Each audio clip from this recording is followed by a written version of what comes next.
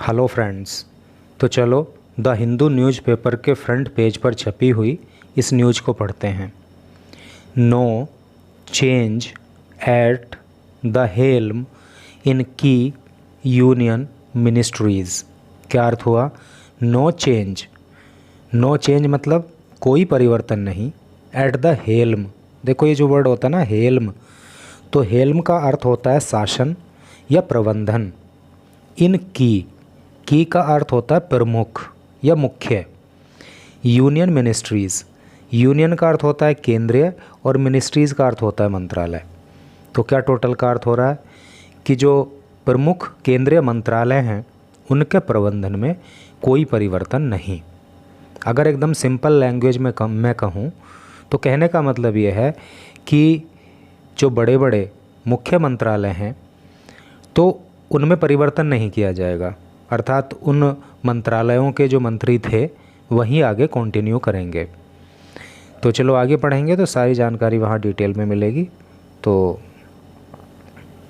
कुछ चीज़ों को इन्होंने यहाँ पे हाईलाइट किया है तो इनको पढ़ ले रहे हैं, फिर आगे बढ़ेंगे।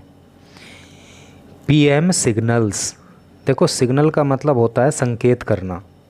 प्रधानमंत्री संकेत करते हैं कॉन्टिन्यूटी, कॉन्टिन्यूटी का अर्थ होता है निरंतरता।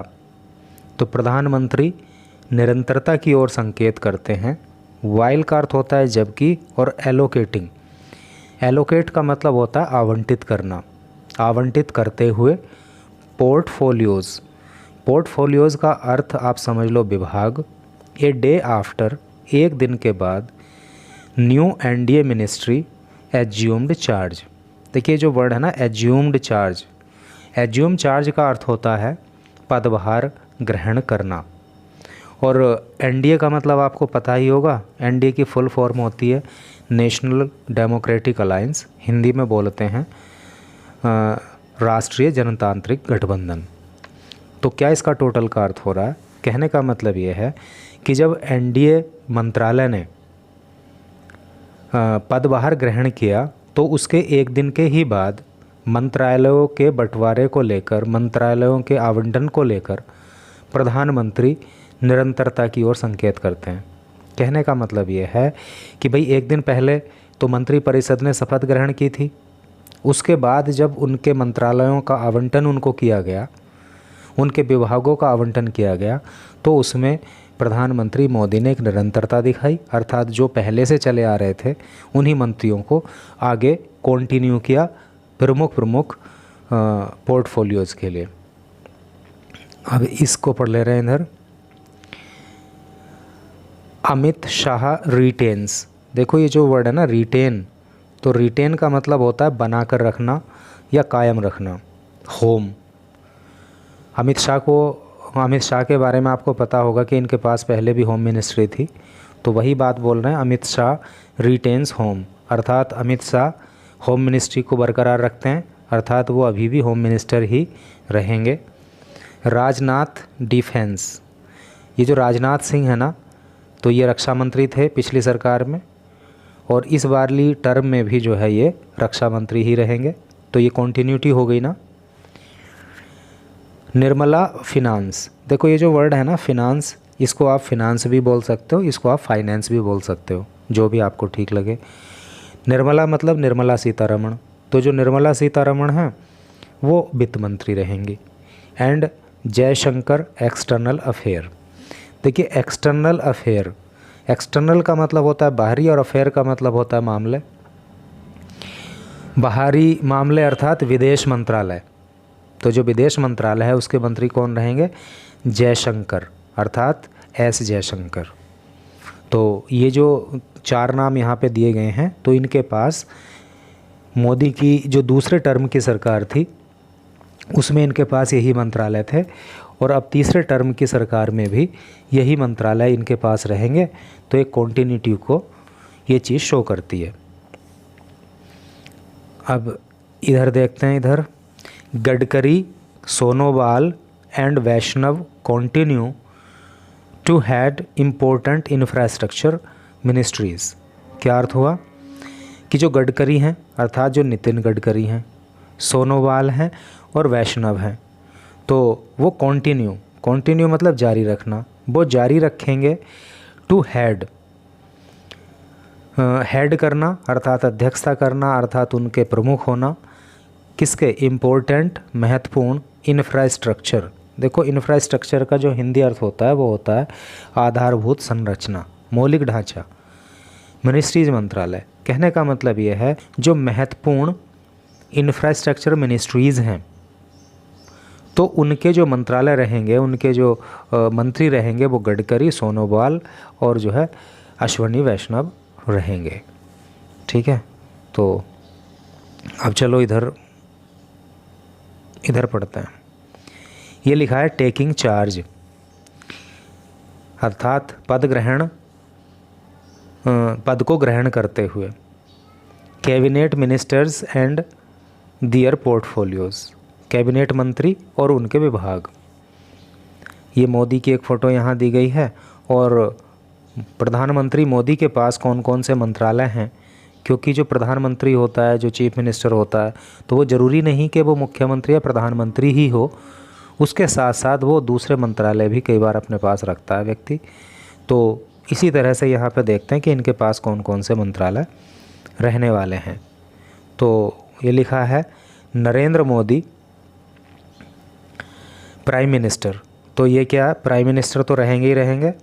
And also in charge of ministry of personal, public grievances and pension. तो इसके प्रधानमंत्री के अलावा इनके पास चार्ज रहेगा कौन से मंत्रालय का, पर्सनल का मतलब वैसे कर्मचारी होता है, ग्रीवेंसेस का मतलब शिकायत होता है, पेंशन तो पेंशन है। तो इस विभाग को क्या कहते हैं, कार्मिक लोक शिकायत एवं पेंशन मंत्रालय। ठीक है, ministry of personal, public grievances and pension को बोलते हैं हिंदी में कार्मिक लोक शिकायत एवं पेंशन मंत्रालय। तो इसके मंत्री रहेंगे ये। डिपार्टमेंट ऑफ एटॉमिक एनर्जी, देखिए एटॉमिक एनर्जी का अर्थ क्या होता है, परमाणु ऊर्जा। तो जो परमाणु ऊर्जा का विभाग है उसके भी मंत्री यही रहेंगे।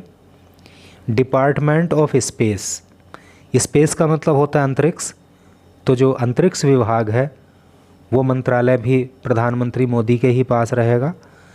And important policy issues and all important policy issues, और जो महत्वपूर्ण नीतिगत मामलों का मंत्रालय है वो भी इनके पास रहेगा। एंड ऑल अदर पोर्टफोलियोज़, और ऑल सभी अदर अन्य पोर्टफोलियोज़ विभाग नॉट एलोकेटेड, जिनको आवंटित नहीं किया गया, टू एनी मिनिस्टर, किसी भी मंत्री को। और इसके अलावा वो मंत्रालय भी इनके पास रहेंगे जो मंत्रालय किसी मंत्री को आवंटित नहीं किए गए हैं। ठीक है, तो इधर जो है इन्होंने एक ये डिटेल दी है ये मिनिस्टर्स के नेम की, कि कौन मिनिस्टर है और किस विभाग का मंत्री है। तो ये सब बहुत इम्पोर्टेंट नेम है, बहुत इम्पोर्टेंट मंत्रालय हैं। तो इनको चलो देख ले रहे हैं कि वो कौन मंत्री है और किस विभाग का है। जैसे अभी ये दिया राजनाथ सिंह, तो राजनाथ सिंह क्या रहेंगे, डिफेंस के रहेंगे। ठीक है, तो राजनाथ सिंह जो है वो डिफेंस मिनिस्टर रहेंगे, अर्थात रक्षा मंत्रालय इनके पास होगा। अमित शाह के पास रहेगा होम अफेयर्स एंड कोऑपरेशन। देखिए जो कोऑपरेशन है ना, तो कोऑपरेशन का जो हिंदी अर्थ होता है वो होता है सहकारिता। तो इनके पास गृह मंत्रालय रहेगा और सहकारिता मंत्रालय भी इनके पास रहेगा। नितिन गडकरी, तो नितिन गडकरी के पास रहेगा रोड ट्रांसपोर्ट एंड हाईवेज़ रहेगा नितिन गडकरी के पास, और इसको हिंदी में बोलते हैं सड़क परिवहन और राजमार्ग मंत्रालय। फिर नाम लिखा है जेपी नड्डा जो बीजेपी के राष्ट्रीय अध्यक्ष भी हैं। तो इनके पास कौन सा मंत्रालय रहेगा, हेल्थ एंड फैमिली वेलफेयर। तो आप समझ गए ना, हेल्थ एंड फैमिली वेलफेयर यानी कि स्वास्थ्य एवं परिवार कल्याण मंत्रालय इनके पास रहेगा।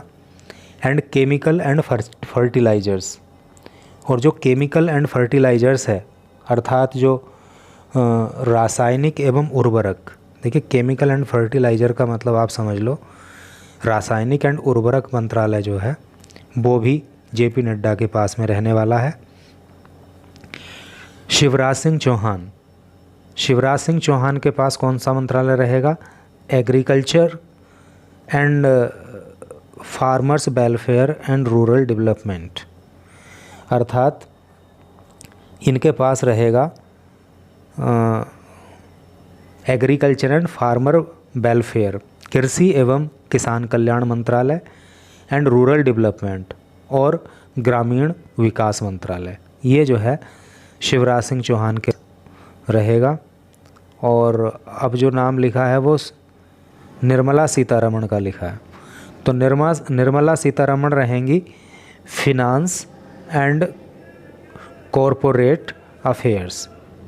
तो वित्त मंत्रालय और कॉरपोरेट कार्य मंत्री जो हैं वो निर्मला सीतारमण रहेंगी।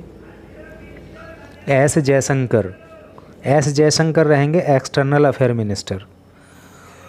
तो विदेश मंत्री को जो है एक्सटर्नल अफेयर मिनिस्टर कहते हैं, तो वो रहेंगे एस जयशंकर। मनोहर लाल, ये मनोहर लाल खट्टर हैं जो कि हरियाणा के पूर्व सीएम हैं, तो इनको जो है मंत्रालय दिया गया है housing and urban affairs and power. तो ये कौन सा मंत्रालय हो गया भाई? हाउसिंग एंड अर्बन अफेयर, इसका मतलब है आवास एवं शहरी मामलों का मंत्रालय, ठीक है। और पावर, ऊर्जा मंत्रालय, ये इनके पास रहेगा। HD कुमारास्वामी, इनके पास क्या रहेगा? हैवी इंडस्ट्रीज़ एंड स्टील, भारी उद्योग, ठीक है। तो भारी उद्योग मंत्रालय इनके पास रहने वाला है। पीयूष गोयल के पास रहेगा कॉमर्स एंड इंडस्ट्री मिनिस्ट्री, ठीक है। तो इनके पास जो है वाणिज्य एवं उद्योग मंत्रालय रहेगा। कॉमर्स एंड इंडस्ट्री का मतलब है वाणिज्य एवं उद्योग मंत्रालय। धर्मेंद्र प्रधान, इनके पास जो है, इनके पास रहेगा एजुकेशन, शिक्षा मंत्रालय, ठीक है। और कुछ नाम इधर हैं। जीतन राम मांझी, तो जीतन राम मांझी के पास रहेगा जीतन राम मांझी के पास micro, small and medium enterprises, ये इनके पास मंत्रालय रहेगा। और इसको हिंदी में कहते हैं सूक्ष्म, लघु और मध्यम उद्यम मंत्रालय, ये इनके पास रहेगा। राजीव रंजन सिंह, इनके पास रहेगा पंचायती राज एंड फिशरीज़, इनके पास रहेगा पंचायती राज तो रहेगा, और इसके अलावा fisheries, animal husbandry and dairying, इसको हिंदी में बोलते हैं मत्स्य पालन, पशुपालन और डेयरी मंत्रालय, ये जो है राजीव रंजन सिंह के पास रहेगा। ये सर्बानंदा सोनोवाल, ये जो सर्बानंदा सोनोवाल है ना, ये मुख्यमंत्री रह चुके हैं, और इनके पास जो रहेगा वो इनके पास रहेगा ये मंत्रालय पोर्ट्स, शिपिंग एंड वाटरवेज, ठीक है, जिसको हिंदी में बोलते हैं बंदरगाह, जहाजरानी और जलमार्ग मंत्रालय, ठीक है। अगला नाम आता है वीरेंद्र कुमार, तो वीरेंद्र कुमार के पास रहेगा social justice and environment. Social justice मतलब सामाजिक न्याय, और एनवायरनमेंट मतलब पर्यावरण, तो इनके पास सामाजिक न्याय और पर्यावरण मंत्रालय रहेगा। आगे नाम आ रहा है आर राम मोहन नायडू, इनके पास रहेगा सिविल एविएशन, ठीक है। तो ये हो गया। और फिर नाम आता है प्रहलाद जोशी, तो प्रहलाद जोशी के पास जो रहेगा वो रहेगा consumer affairs, consumer affairs, food and public distribution and new and renewable energy. ये कौन सा मंत्रालय है भाई? इसको हिंदी में बोलते हैं उपभोक्ता मामले, खाद्य एवं सार्वजनिक वितरण मंत्रालय। तो ये मंत्रालय इनके पास रहेगा। और एक जो आगे लिखा है न्यू एंड रीन्यूएबल एनर्जी, और एक मंत्रालय ये इनके पास रहेगा जिसको बोलते हैं हिंदी में नवीन एवं नवीनीकरणीय ऊर्जा मंत्रालय, ये भी इनके पास रहेगा। जुआल ओराम इनके पास रहेगा ट्राइबल अफेयर। ये जो जुआल ओराम है इनके पास ट्राइबल अफेयर रहेगा, अर्थात जनजातीय कार्य मंत्री ये रहेंगे। गिरिराज सिंह के पास रहेगा टेक्सटाइल, और अश्विनी वैष्णव के पास रहेगा रेलवेज़, यानी रेलवेज़ रहेगा। इंफॉर्मेशन एंड ब्रॉडकास्टिंग रहेगा, ठीक है। इंफॉर्मेशन एंड ब्रॉडकास्टिंग मतलब सूचना एवं प्रसारण मंत्रालय। And electronics and information technology, और इनके पास इंफॉर्मेशन एंड इंफॉर्मेशन टेक्नोलॉजी मंत्रालय भी रहेगा। तो इधर और लिखा है ज्योतिरादित्य सिंधिया। तो जो ज्योतिरादित्य सिंधिया हैं इनके पास रहेगा communication and development of north eastern region. Communication का मतलब संचार मंत्रालय, तो इनके पास जो है कम्युनिकेशन अर्थात संचार मंत्रालय रहेगा। And development of north eastern region, जो उत्तरी पूर्वी क्षेत्र है तो उसके विकास के लिए जो मंत्रालय है वो भी इनके पास रहेगा। भूपेंद्र यादव इनके पास रहेगा एनवायरनमेंट अर्थात पर्यावरण, फॉरेस्ट एंड क्लाइमेट चेंज। तो वन एवं जलवायु परिवर्तन का मंत्रालय इनके पास रहने वाला है, अर्थात पर्यावरण, वन एवं जलवायु परिवर्तन, ये मंत्रालय इनके पास रहेगा। गजेंद्र सिंह, तो गजेंद्र सिंह के पास रहेगा कल्चर, ठीक है, सांस्कृतिक मंत्रालय, और टूरिज़्म अर्थात क्या बोलते हैं उसको हिंदी में, टूरिज़्म को, वो रहेगा। अन्नपूर्णा देवी के पास रहेगा वीमन एवं चाइल्ड डेवलपमेंट, महिला एवं बाल कल्याण मंत्रालय इनके पास रहेगा।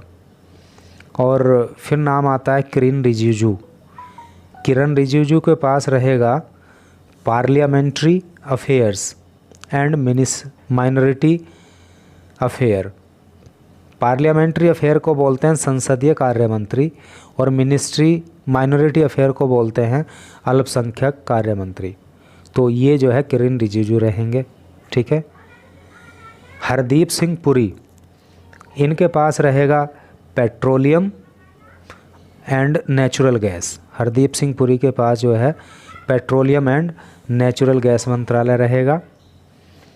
मनसुख मांडविया के पास रहेगा लेबर एंड एम्प्लॉयमेंट, ठीक है, and youth affair and sports, ठीक है। तो लेबर श्रम एवं रोजगार मंत्रालय, यूथ अफेयर एंड स्पोर्ट्स युवा मामले और खेल मंत्रालय जो रहेगा वो मनसुख मांडविया के पास रहेगा। जी किशन रेड्डी इनके पास रहेगा कोल एवं माइंस, कोयला एवं जो खदान मंत्रालय होता है वो इनके खनिज मंत्रालय वो इनके पास रहेगा। चिराग पासवान को दिया गया फूड प्रोसेसिंग एंड इंडस्ट्रीज़, ये इनके पास रहेगा। फूड प्रोसेसिंग एंड इंडस्ट्रीज़ को हिंदी में कहते हैं खाद्य प्रसंस्करण उद्योग मंत्रालय, ठीक है। और सी आर पाटिल के पास रहेगा जल शक्ति मंत्रालय जो है वो सी आर पाटिल के पास रहेगा। तो इस तरह से ये प्रमुख नाम हैं और प्रमुख मंत्रालय हैं। तो ये वीडियो तो मैं समझता हूँ काफ़ी बड़ी इसी तरह से करके होगी है, तो इसको यहीं पे छोड़ते हैं। आपको यहाँ पे किस मंत्रालय को इंग्लिश में क्या कहते हैं, किस मंत्रालय को फिर हिंदी में क्या कहते हैं, वो आपको पता लग गया। कौन कौन से प्रमुख मंत्रालयों के मंत्री कौन रहेंगे वो भी पता लग गया। तो इस तरह से करके ये एक नई अपडेट हो गई है। तो thank you very much for reading this news.